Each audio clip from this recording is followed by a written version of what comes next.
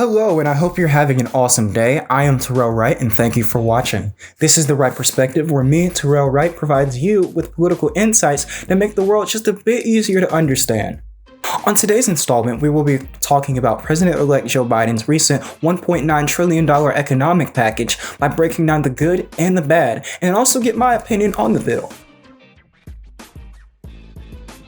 On Thursday, Joe Biden unveiled the American Rescue Plan, a $1.9 trillion package that will tackle vaccine distribution, our healthcare system, and provide economic recovery to the American people. The bill includes $2,000 checks, $400 a week unemployment through September, a $3,000 tax credit per year for a child, $15 minimum wage, eviction moratoriums, vaccine funding, $130 billion for school, more paid sick and family leave, and $25 million to go towards rent. So let's get into the good of the bill. Let's be honest, the bill is extremely well written for the most part.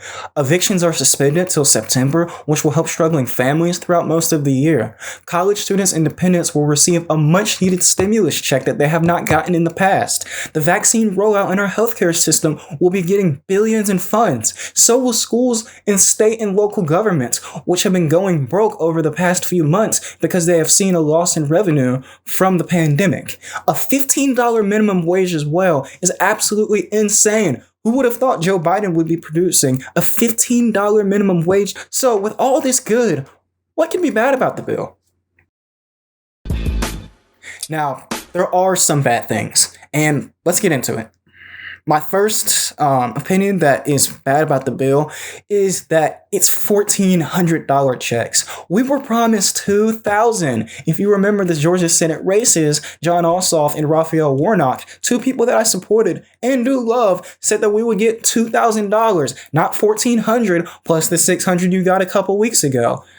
Now, that's Washington bureaucracy, and I totally despise it. I think American people don't like it either, but I do think that they're willing to cut a little leeway with Biden, but here's where that could fall flat. Now, this bill needs 60 people in the Senate to support it. The Democrats have 51, with Kamala Harris, who will be sworn in as vice president next week. So $2,000 is a much better negotiating point to start at, because you know Republicans are going to want to cut back on that. Why 2,000? Why not 14? Why not 12? Why not 600? So that's a huge problem that we have on our hands. It's a negotiation tactic problem that we will have to deal with in the future, but let's hope that it isn't a problem. Another issue is that 60 people have to approve this. Now, what Biden could do instead is just pass this through small pieces of the bill. Pass the popular legislation first, like $2,000 a month, and get that in, get that through, and boom, you're good. Get the state and local aid through, and all you need for that vote is a simple majority. You wouldn't need 60. All you need is a simple majority. So that's 51. Biden could also use some of these plans through executive action. The Congress isn't even needed for some of these things, and I think that Biden should utilize and take advantage of that. Now, I don't think that's going to happen, but I do think this bill has a very good chance of passing. Overall, I have a very high opinion of the bill. I think it's going to provide a lot to the American people, and I think it's going to help us in a time when we most need it. And I believe if this goes through, if the policies look right in this bill, Joe Biden will have a great start off as president. If you like this video, please subscribe. Thanks for joining. This is my second video ever, and I hope it was very informative and you learned something from it. Thank you all for joining, and I'll see you next time.